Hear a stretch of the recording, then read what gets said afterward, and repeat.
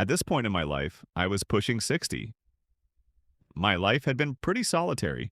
I'd never had a serious relationship, I had no children, and I didn't have much hope for the future. You could say I was desperate to find someone, and I'd be the first to agree. After a lifetime of bad luck with dating at home and with retirement on the horizon, I started looking for a partner online, expanding my search beyond the United States. I'd never been to the Philippines, but I knew of the country. It was never on my travel list, but I was open to a new experience. It wasn't long before I started chatting with a woman who lived near Manila. She was charming and her English was good, though I wondered if she was using a translator. As we talked, she revealed that she had two children and had been abandoned by their father, not long after she got pregnant with the second one. She never really went into detail about what she did for a living, only that she struggled to make ends meet by taking on odd jobs. She was 29 years old, a huge age difference, but I believe she was mature enough for a real relationship. When I asked her what she wanted out of life, she said her only goal was to leave the Philippines and build a better life for herself and her kids. The fact that she was so focused on her children was a huge plus for me. I told a couple of close friends about this woman and my idea of visiting her.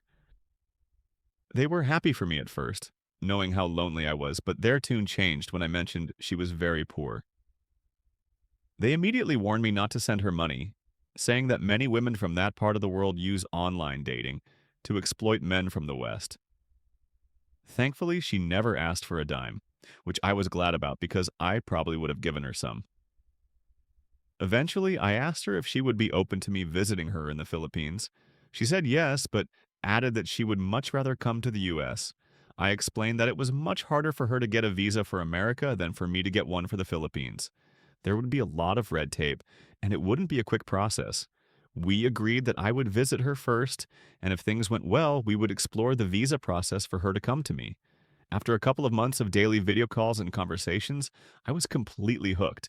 Even though we hadn't met in person, I was drawn in by her words, the attention she gave me, and her strong desire for a better life. It was the first time in a very long time that a woman had shown me any real attention, and I absolutely loved it. I've never been much of a traveler. I've probably only visited 4 or 5 countries in my entire life, and the Philippines was the furthest place I'd ever considered traveling to. I was nervous, and my friends thought I was crazy, but I wasn't going to let the opportunity to meet this woman pass me by. If things didn't work out, I told myself, I'd just spend the rest of my trip exploring Manila and the surrounding areas. I figured a lonely old guy like me could still find some fun, especially with all the stories I'd heard about the so-called bar girls. A few weeks later, I asked her point blank if she was sure she wanted me to come, reminding her of our age gap, the distance, and the potential challenges. She promised me she truly liked me and wanted to give our relationship a real chance. I told her I would book a flight to Manila for the following week. She was thrilled on the video call. I asked if she could meet me at the airport, as I had no idea how to navigate my way to where she lived. She said she could take the day off from her job but would need money for the trip. It seemed fair, so I sent her about $50, just enough for her transportation. I booked the flight, 1 week in Manila, another week to travel somewhere else, and then back to Manila to fly home. I was a wreck of nerves, excited and sick to my stomach all at once. One of my friends tried to talk me out of it again, convinced I was being set up for a scam. He said she probably wasn't who she claimed to be, but my gut told me he was wrong. We had been video calling every day, and I was sure she was the person she presented herself to be. The thought of her scamming me didn't even cross my mind. She seemed perfect. So I ignored my friend's warnings and pushed forward. After the seemingly endless flight across the Pacific, which felt less like a day and more like a week, I finally stepped off the plane at Manila's Ninoy Aquino International Airport. The reality of my crazy plan hit me. My stomach was in knots and my mind was racing. The immigration line was a long, winding mess, and I must have waited for close to an hour. My anxiety was growing by the minute. Without a local SIM card, I had no way to contact her. My mind played out the worst-case scenarios.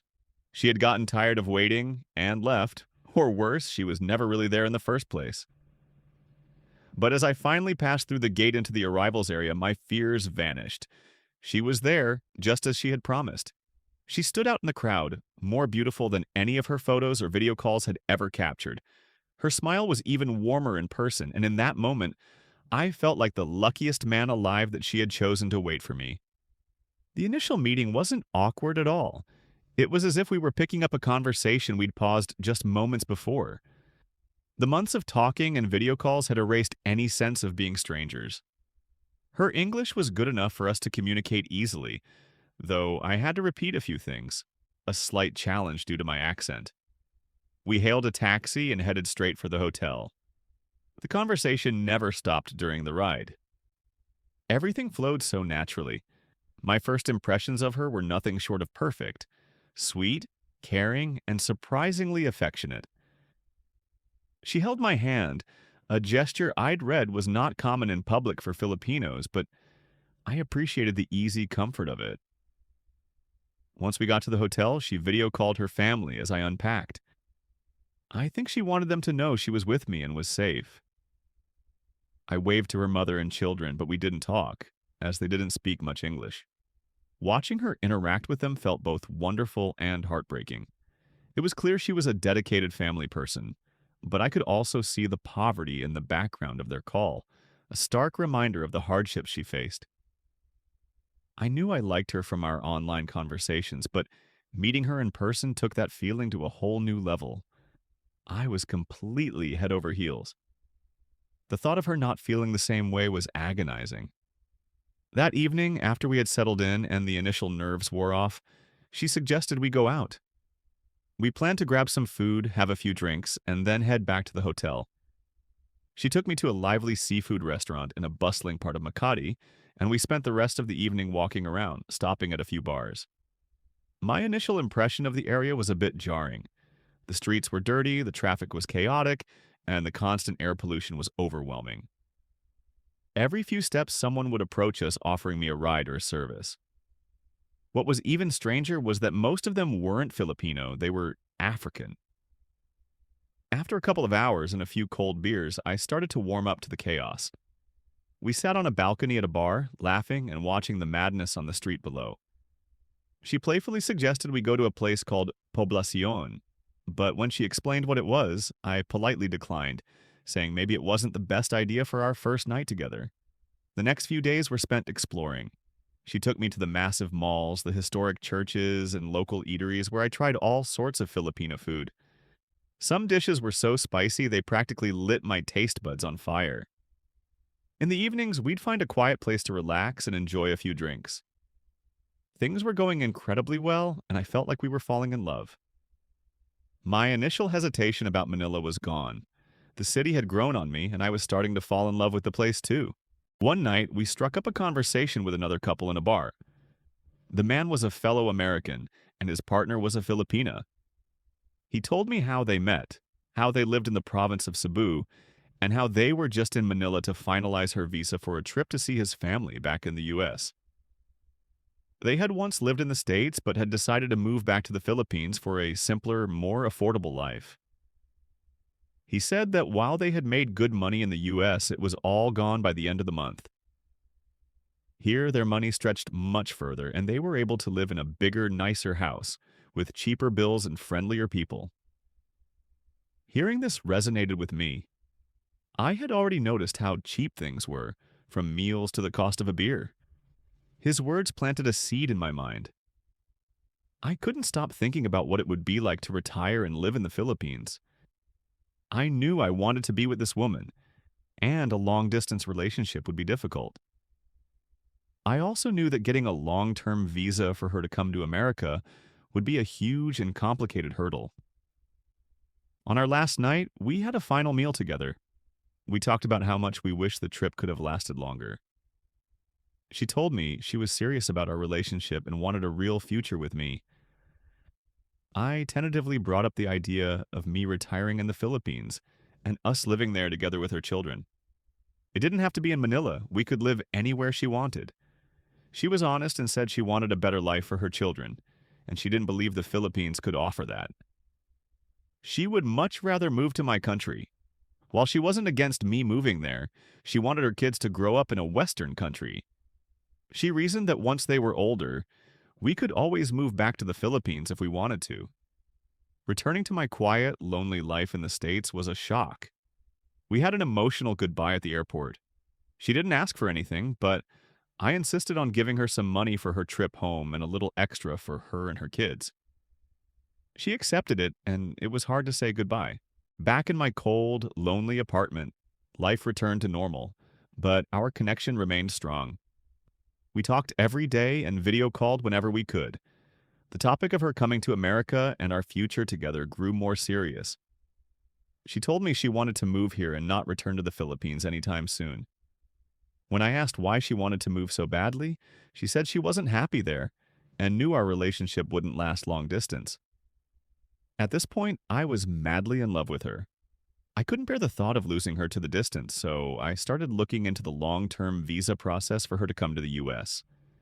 The easiest and most surefire way for her to get here would be for us to get married. A formal marriage would make the visa application much smoother. I didn't mind the idea of marrying her. I was completely in love and believed we were a perfect match. I never thought I would meet a woman like her. She was everything I had been looking for. When I told her about the visa benefits of getting married, she said she wanted to marry me anyway, regardless of the visa. She was saying all the right things, so we decided that I would return to the Philippines to make it official.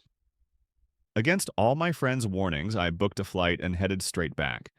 We got married in Manila. It was a proper legal marriage, not some unofficial ceremony. As soon as I got back to the US, I started working on the visa application, gathering all the necessary paperwork and proof. It was a difficult process. I don't want to get political, but it seemed crazy that some people could get into the country so easily while we, who were trying to do everything the right way, had to jump through so many hoops. We were told the visa process would take about 8 to 10 months. It was a long time, but it gave us both time to keep working and saving money. I wasn't ready to retire just yet anyway. We agreed that I wouldn't make any more trips to the Philippines while we waited for the visa, as it was too expensive. Now that she was my wife, I wanted to support her financially. She didn't have a steady job, so I knew saving money would be difficult for her. I wanted her to spend as much time as possible with her family before she came to the US, as she would have to come alone at first. I didn't send a huge amount, maybe $1,000 a month, just to help her get by. Finally, the visa came through and she was approved to come to America. We read the email together on a video call, both of us bursting with excitement. My life, which had felt like it was going nowhere, finally had a future. Better late than never, I guess. I remember waiting for her at the airport, a nervous wreck. I'll never forget seeing her face and her reaction to the chilly American weather. It was a sweet and funny moment. We spent the first day driving around and I showed her things like the grocery stores and the streets, pointing out the cost of everything. She couldn't believe how expensive things were compared to the Philippines. But she loved seeing everything, constantly smiling and marveling at how different it was. This was her first time out of her country and it felt great to be sharing the experience with her. I could tell she was genuinely happy to be with me, and she made sure to show her happiness that night when we got back to our new home. Because of the visa she was on, she couldn't legally work, so all our income came from me. We agreed that I would continue to send $1,000 a month back home to her family so she wouldn't have to worry about them. This seemed like the right thing to do at the time. I wanted her to be happy here and not miss home and end up leaving me. Supporting her financially felt like the manly thing to do. For a while, things were wonderful.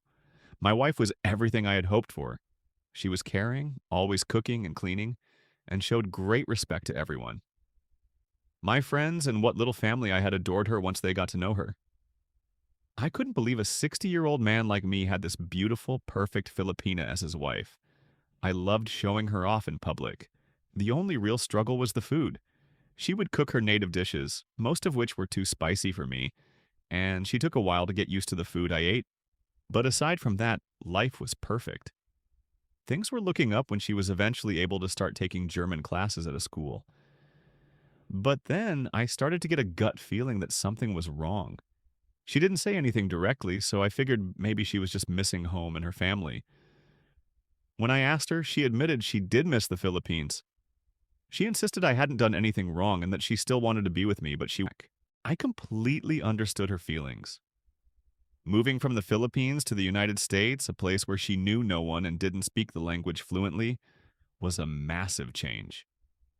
I wasn't against the idea of moving to the Philippines myself, as I was close to retirement and we had a significant amount of savings. So we made the decision together to move. The only smart thing I had done throughout this entire saga was not selling my house. I kept it, just in case things went south. As it turned out, that was exactly what was about to happen. We arrived in the Philippines together. I was only on a visa exemption entry as there was no point in going through the complicated process of getting a proper visa just yet. I thought we would get a nice condo in Manila, like we had talked about, but after we visited her family, she insisted we get a condo close to them. I'm not a snob, but the condos in that area weren't much to look at, and the interiors were even worse. But if it made my wife happy, then so be it. After 2 months there, I extended my visa, feeling a bit more settled and comfortable. The only problem was that our money was draining fast, and I couldn't figure out where it was all going. We weren't living extravagantly, but we certainly weren't saving, and the funds seemed to be disappearing. I was still sending her family that $1,000 a month. At first I didn't mind, but now with our savings dwindling, I spoke to my wife about stopping the payments, or at least reducing the amount. She didn't take it well. She went into a full-blown fit, complaining that I had promised to support them before we got married, and that I needed to continue doing so since she wasn't working. I had promised, but I didn't realize it would be a monthly payment for over a year. They didn't need that much, and they should have saved some of the money I had already given them.